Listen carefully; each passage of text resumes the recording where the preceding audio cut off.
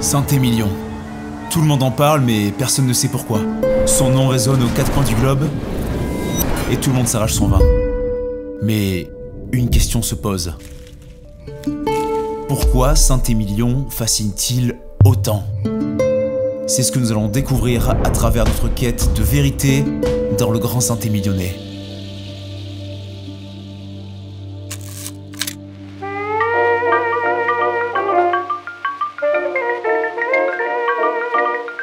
Pensez à vous abonner à la chaîne des Moustachus en vadrouille et surtout à activer la petite cloche pour ne rien louper de nos prochaines vadrouilles. Ainsi qu'à mettre un petit like sous cette vidéo, ça nous aide beaucoup.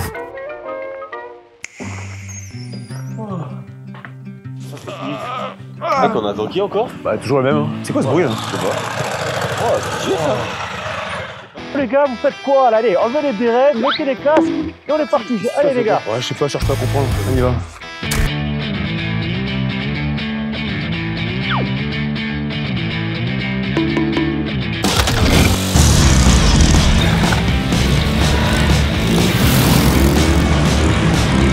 Je savais pas que c'était du tout-terrain.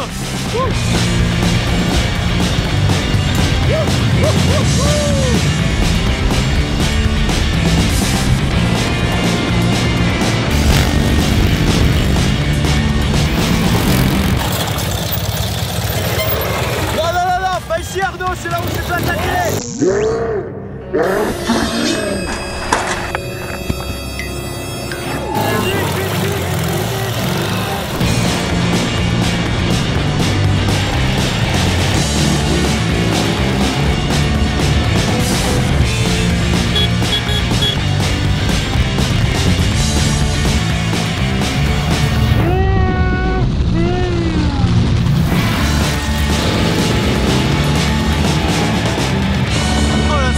T'as l'impression d'aller à 10 000 km/h.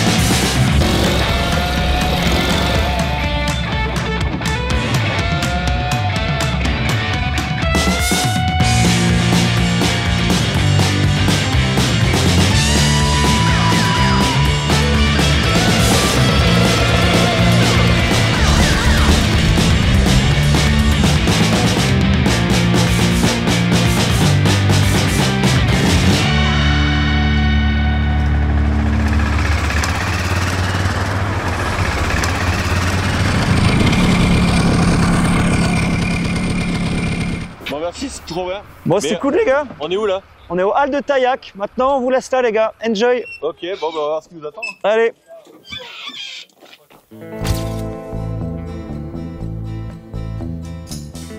Bon, ça fait 3 jours là qu'on est à Saint-Émilion et je crois que je commence à comprendre quand même pourquoi Jérémy aime tant ce vin. On en a bu là des bouteilles, mais c'est toujours du Saint-Émilion. Est-ce que tu crois qu'il y a d'autres appellations? Parce que c'est immense. C'est sûr qu'il y en a d'autres. Je crois qu'il y a Lalande, Pomerol, Lalande, Pomerol, Lalande, Pomerol, Lalande. Ouais, mais il y en a plein, c'est sûr. C'est sûr. Il faudrait qu'on goûte, faudrait qu'on arrive quand même à goûter. Les gars,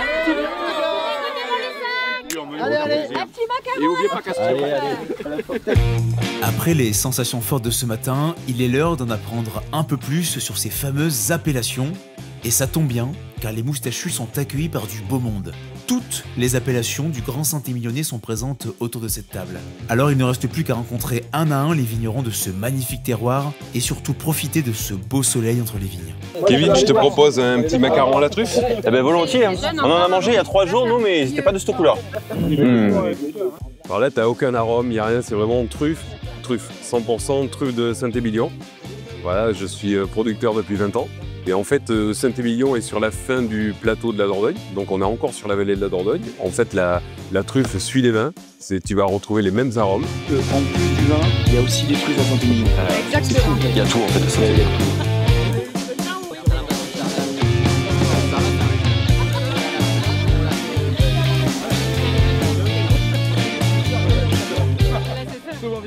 Sentez les mousses. Mais bon, effectivement. Tu boirais bien du Montagne Saint-Émilion, Kevin? Bah allez, on enchaîne. Allez, Château Arbeau. Et du coup, c'est quoi ta spécialité de ton appellation? Alors, Montagne Saint-Émilion, comme son nom l'indique, montagne, c'est en haut de Saint-Émilion. On est au plus haut de l'appellation, à 114 mètres d'altitude. Et l'intérêt, c'est qu'on a des terroirs très calcaires et un petit peu de grave également. Ouais, c'est top, hein. Les garçons, stop. L'avantage de notre région, c'est qu'on va pouvoir passer sur plusieurs appellations. Celle-ci, Puy-Seguin, Saint-Émilion. Ah, je connais ça. Château-Haut-Faillant. D'abord, il y a un mot magique, vous le voyez, Saint-Émilion. Nos vins ont été reconnus au niveau des sols et de la qualité du produit fait, de qualité similaire à Saint-Émilion. On a pu juxtaposer le mot Saint-Émilion au nom du village, Puy-Seguin. Le sous-sol à Puy-Seguin, c'est la base de tout, c'est le terroir. Sous-sol d'argile, froid. On va y mettre un cépage précoce, le merlot. En l'occurrence, celui-ci, 90% de merlot. 10% côté cabernet franc. Aux notes de cerise et de griotte va se rajouter les épices, le poivre. Attends, regarde Kevin, regarde, il y a du blanc un peu là-bas là. Je vous vois bien un peu de blanc. Ah oui. Ah bonjour Renaud. Bonjour. On voit que tu as du blanc. Ah ben oui. Tu es le seul. Ah ben on est à Franc, les Francs-Côtes de Bordeaux, c'est l'appellation de Bordeaux où on peut faire toutes les couleurs. Toutes les couleurs. Les liquoreux, les moelleux, les blancs secs, les rouges. Et après, ben, comme partout à Bordeaux, on fait aussi les créments. Donc petite appellation, hein, on est petit poussé de Bordeaux, 450 hectares pour toute la surface. C'est qu'on a un peu 3 types de sols, mais chaque vigneron a un peu des 3. On a des sols argilo-calcaires, donc comme ici sur la butte. Et après, on a des sols un petit peu plus argileux, donc un petit peu plus puissants. Toutes les propriétés ont un petit peu de tout. On est une appellation qui, tous les ans, est assez homogène. Après, on a chacun notre expression sur le terroir. Salut Thomas. Salut Thomas, Salut mon monsieur. Petit Saint-Georges-Saint-Émilion. Saint-Georges-Saint-Émilion. Ah, Ok. ça vous parle pas? Non, Vous savez, la particularité de Saint-Georges-Saint-Émilion, c'est la plus petite appellation de tout Bordeaux. Bordeaux, t'as 65 appellations, Saint-Georges, c'est la plus petite. C'est 220 hectares, t'as 15 viticulteurs, majoritairement terroir argilo-calcaire. T'as la vigne qui est plantée en gros sur 20 cm de terre et après t'as le caillou. Pour planter les piquets, c'est sympa pour les bras. Ça, c'est une petite propriété familiale. C'est 10 hectares d'un seul tenant, c'est mon frère qui a repris. Quand on a la passion, on compte pas et on y va et on profite tous les jours. C'est ça qui est beau. Et tant qu'on peut partager, C'est magnifique. Comment ça? Bon, mais merci. santé. Ah, t'imagines mec, le nombre d'appellations qu'il y a autour de Saint-Émilion? C'est fou, et C'est énorme. Nous on connaissait que Saint-Émilion. Mais j'avoue, je connaissais que Saint-Émilion. Je crois qu'il y en a encore plus que ça. Eh ben c'est pas fini. Voilà. Et là on est à Castillon. Castillon la bataille. Eh ben hier soir. mais oui. Hier, on a entendu parler. Il me semble. Il me semble. C'est un endroit où on a des sols un peu comme à Saint-Émilion, vraiment argilo-calcaire. Et mon père, donc quand il est arrivé en 99 à Castillon, il s'est tout de suite dit mais ça c'est des terroirs incroyables, ils sont complètement sous-exploités. Et aujourd'hui, on est vraiment un des endroits où on a une identité calcaire, quoi. Là, sur des sols argilo-calcaires assez frais, on a non seulement des acidités qui sont extraordinaires, mais on a aussi vraiment une très très grosse fraîcheur, quoi. Et c'est des merlots, il y a des malbecs, il y a un peu des cabernets francs, parfois c'est un peu mélangé, les vignes sont un peu biscornues, mais non, on adore cette beauté des vignes vieilles, très très longues, très biscornues, et c'est extraordinaire. Et on va voir aussi que c'est des vignes qui sont solides, c'est-à-dire qu'année après année, ça donne de la bonne qualité. Ok Pierre, qu'est-ce qu'on va goûter avec toi là? Alors là, on est sur l'appellation Lalande de Pomerol. La lande de Pomerol, ça on connaît. On est un peu perdu. Il y a ça, on connaît. Pomerol, il y a Lalande, il y a Lalande de Pomerol. Lalande de Pomerol, c'est une petite appellation de 1150 hectares. Qui est à côté de Pomerol, hein. Ce qui nous sépare, c'est la Barbane, c'est un tout petit ruisseau. Le château Surac, lui, il est sur un sol qui est argilo-calcaire. Plaisir de Surac. Le rouge et le vert. Alors le rouge et le vert, le rouge, Plaisir de Surac, c'est le second vin de la propriété. C'est un vin qui est plus facile à boire, c'est sur le fruit, c'est élevé en cuve inox. Souvent sur les propriétés, il y a deux vins. Un vin qui va être l'entrée de gamme et l'autre qui va être la grande cuvée. Là, dans celui-ci, il y a un élevage en barrique. Je sers un petit canon? Allez, carrément. Donc 2018, il va y avoir de la griotte, il va y avoir du cacao, le petit côté empyromatique de la barrique. Et les tanins sont précis, élégants. Par contre, c'est robuste. Il y a un petit côté rugbystique derrière, quoi. C'est rugby. Voilà. C'est un peu l'Ovalie. Présentez-vous qui je suis. Alors Noémie, là on a vu tout plein d'appellations, d'ailleurs on pensait pas du tout qu'il y en avait autant. Et là, tu vas me dire qu'il y en a encore une nouvelle? Donc là, moi, je vais vous parler de Lussac Saint-Émilion. Donc c'est une appellation satellite de Saint-Émilion. Donc ça compte 1450 hectares et on est à peu près 170 viticulteurs. Donc c'est une petite appellation et on a de la chance parce qu'on a des terroirs très frais. Donc dans le sens où on arrive à faire des vins avec une grande buvabilité. Donc en gros, c'est des vins qu'on peut boire très facilement. En fait, on est sur une appellation qui est très familiale avec beaucoup de vins artisanaux, des vins de famille, vraiment de petits producteurs. Et donc en fait, ça permet d'avoir vraiment une vraie diversité au niveau du goût. Donc je suis la vigneronne du château Saint-Ferdinand. Donc c'est un vignoble en fait qui fait 6 hectares. Pas mal ça. Donc c'est un petit vignoble. Ça va à poil, c'est peu. Donc c'est des cuvées ça en 100% merlot avec des élevages différents en fait. Ça c'est un élevage en cuve inox alors que là du coup c'est un vin qui est un peu plus travaillé qui est passé en barrique de chêne français. Moi j'ai mélangé les deux. Alors est-ce que l'assemblage est bon? Et moi j'en ai pris un là-bas moi. Les gars on va tester un assemblage. Voilà c'est ça. Mais le mec fait la mix.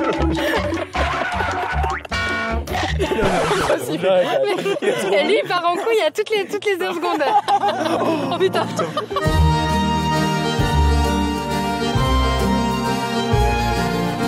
Eh ben, ça je vous le dis, ça en fait des informations à enregistrer. Nos 3 copains ont la tête qui tourne et croyez-moi, ce n'est pas qu'à cause du vin. Bon, tu vois, Jérém, à chaque repas, tu nous sors une bouteille de Saint-Émilion. Bah ouais, normal. Là, tu vois, en un déj, on a goûté, on a dégusté 8 appellations. Ah, c'est avec 8 appellations. J'avoue que j'y reprendrai toujours à 2 fois maintenant, avant de commander un petit Saint-Émilion. Je préfère un peu le mariole à dire non, s'il vous plaît, mettez-moi un plus qu'un Saint-Émilion. Quand tu bizarre ce bruit là, c'est horrible. C'est quoi? C'est vrai qu'il y a un bruit. Vous avez vu les gars? C'est quoi ce truc de ouf là? C'est des barriques non? Qu'est-ce qu'il fait là-bas avec les barriques? Non mais c'est quoi les gars? On va voir quoi? Bonjour messieurs. Qu'est-ce qui se passe? Qu'est-ce qu'on fait? Ben on roule les barriques. C'est à vous maintenant. C'est à les barriques. Eh ben ouais, on est parti. Bon, allez. On va essayer ouais. Allez, on est parti. Chacun. Voilà, c'est impeccable. On n'a plus rien à faire là. La dégustation a été dure, je trouve. Allez, cours.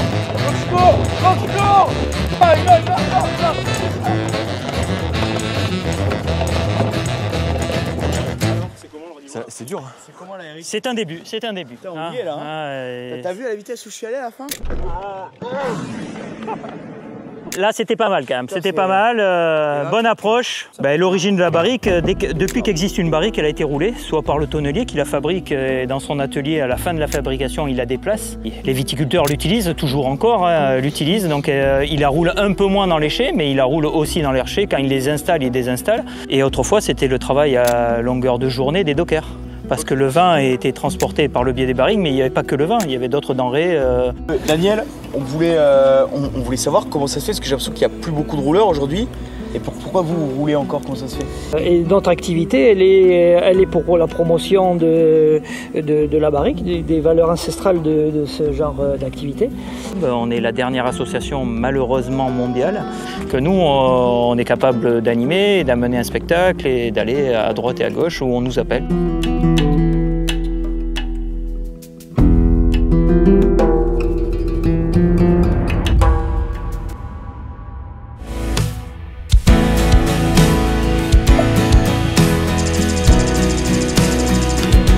Ça, je peux vous dire que c'était une vraie dégustation.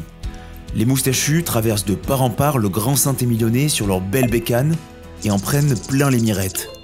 Et ça pour une raison bien précise, car le vin, c'est bien de le goûter, mais c'est encore meilleur quand on sait comment c'est fait.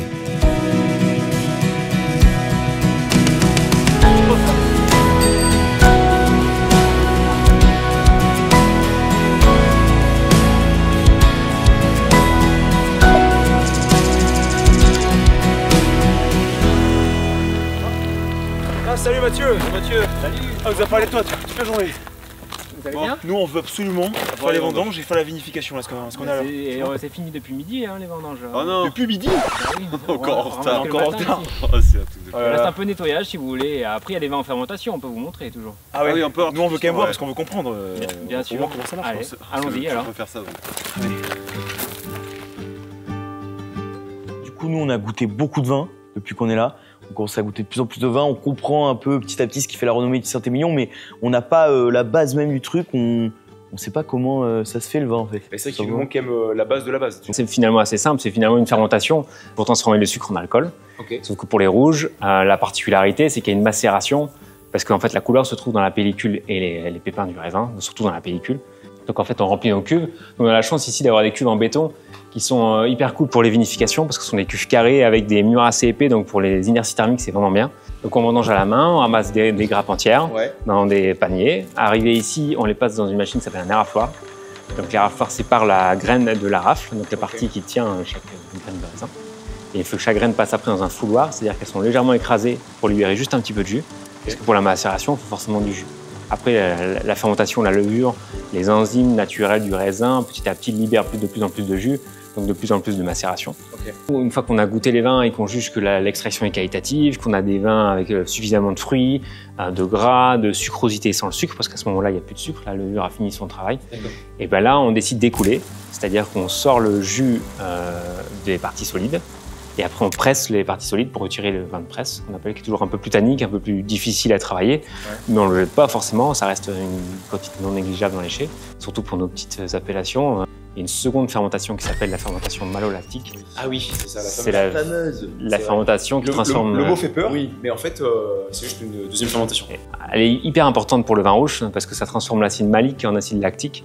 Et l'acide malique est très acide et l'acide lactique est beaucoup plus rond. Donc en fait, avant, on a une sensation d'acidité qui est un peu dure. Et après cette seconde fermentation, le vin est quand même plus doux, plus fini. Et plus stable aussi dans le temps. Donc le vin, après stabilisé, fini. Et il n'y a plus qu'à vieillir. Il n'y a plus qu'à vieillir, exactement. D'accord. Après en barrique, en cuve, en amphore, on fait des vins en amphore ici aussi. Mais après, le vigneron est plus calme. Voilà.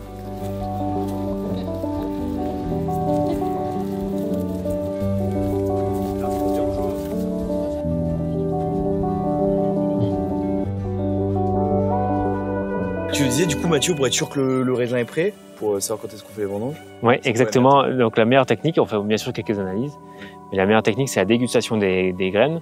C'est là qu'on voit si les tanins sont mûrs, s'ils sont facilement extractibles. On voit l'aromatique aussi, si on a plutôt du fruit frais ou du fruit mûr. On choisit la date de récolte de cette manière-là. Donc on goûte le raisin, alors on se balade dans le rang, on prend des graines de manière un peu aléatoire. On ne peut pas forcément les choisir, hein, devant, derrière la grappe. Vas-y, on prend pas les mêmes. Et puis on goûte.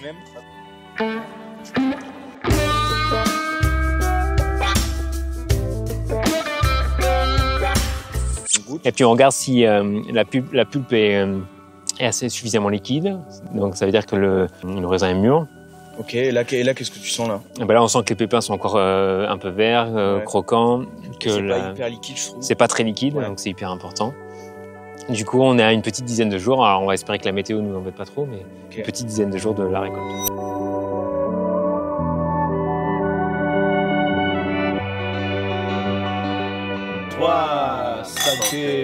Du coup, est-ce que Lussac c'était un peu un hasard, un coup de cœur? Est-ce que vous connaissiez un peu ou... Non, en fait on connaissait bien le Bordelais, Sandra avait fait nos études ici, mais après Lussac, on aimait bien le côté satellite de Saint-Émilion, et puis on cherchait un petit domaine avec des projets no touristiques, donc on est tombé sous le charme de cette propriété-là. Il s'est avéré qu'elle était à Lussac, mais on cherchait pas forcément à Lussac-Saint-Émilion, mais c'était un vrai coup de cœur de la propriété. Nos trois moustachus ne font pas de la dentelle. Après avoir dévalé les vignobles comme des fangos enragés, déguster toutes les appellations du Grand Saint-Émilionnais, oui, toutes. S'être improvisé rouleur de barrique et même vigneron d'un jour, vous pensez qu'ils allaient s'arrêter là, mais que nenni. Dans le prochain épisode, les moustachus oublient une seconde fois la règle de toquer à la porte avant d'entrer et se font encore pourchasser. Non, je vous jure, c'est pas une blague, ils sont vraiment comme ça, ils sont vraiment cons. Ils vont même s'envoyer en l'air et admirer les fameux paysages inscrits au patrimoine mondial de l'humanité par l'UNESCO. Alors rendez-vous dimanche prochain à 10h pour une exploration inédite où mystère, adrénaline et patrimoine se mélangent. On vous promet un voyage haut en couleur et en moustache bien sûr.